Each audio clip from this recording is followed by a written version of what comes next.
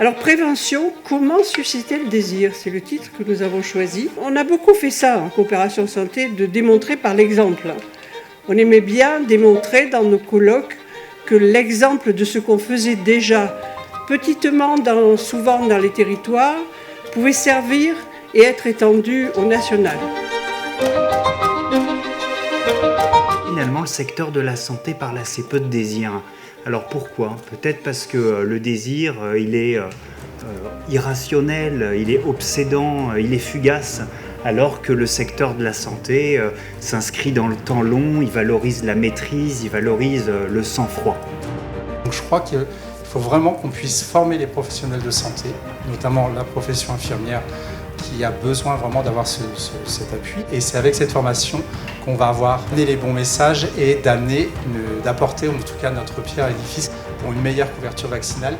Les missions qui fonctionnent le plus en termes de services en pharmacie, c'est des missions où l'assurance maladie informe l'assuré de cette possibilité, de son droit à requérir.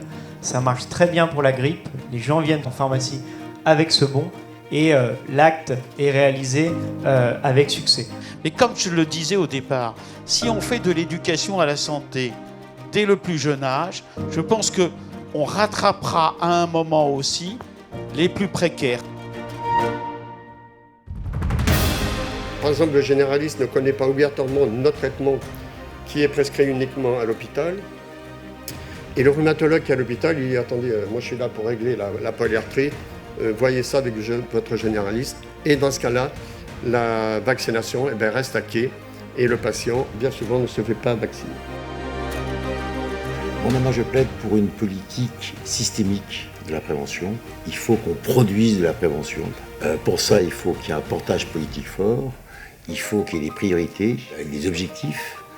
Il faut qu'il y ait des indicateurs pour évaluer effectivement cette politique. Il aurait été évidemment impensable de parler de prévention sans parler des maladies chroniques. D'abord parce que, pour reprendre les distinctions de Marie-Josée, la prévention, ça concerne les maladies chroniques en termes primaires, pour éviter qu'une maladie arrive, en termes secondaires, pour éviter qu'elle s'aggrave, en termes tertiaires, pour éviter qu'il y ait éventuellement des rechutes, et surtout parce que les maladies chroniques, aujourd'hui, c'est 35% de la population.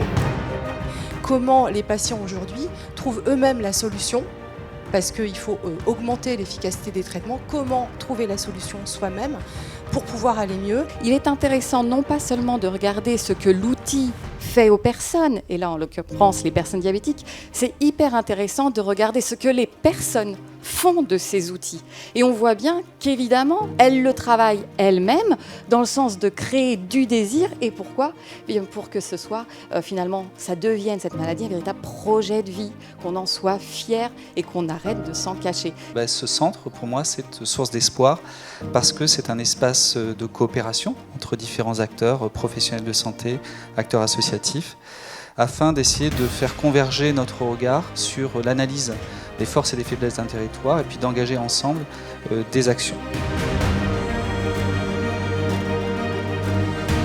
Nous avons aussi récemment finalisé et proposé un ouvrage qui s'attache à décrire des scènes de vie qui permettent d'identifier des actions assez simples et pragmatiques pour faire la promotion, promouvoir des actions de prévention en région. Le Prevent to Care Lab, donc, qui est un programme d'accompagnement pour des entrepreneurs qui développent des solutions innovantes en matière de prévention santé. Et comment faire en sorte que les temps des différents acteurs qui concourent à la prévention se rencontrent, se croisent et mieux encore se coordonnent.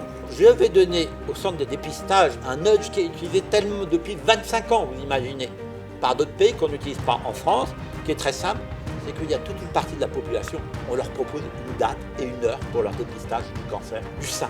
On n'attend pas que les gens prennent leur téléphone, etc. Là aussi, il y a un gros enjeu sur la formation des professionnels de santé, je pense, pour qu'on soit vraiment dans un entretien motivationnel, dans quelque chose avec une posture bienveillante et ouverte du pharmacien, enfin du professionnel de santé, et pas dans une posture d'expert. On les a, ces données. Aujourd'hui, on ne peut pas les exploiter, mais on peut imaginer qu'on mette une muraille de Chine entre l'utilisation de ces données pour notre métier d'assurance et l'utilisation de ces données pour des actions de prévention. Cette capacité à mesurer les bienfaits économiques de la prévention, elle existe, on le fait, on n'est pas en capacité de le faire pour tout, mais on le fait parfois. Par contre, elle est en fait assez compliquée à valoriser dans la manière dont on réfléchit chaque année sur le financement.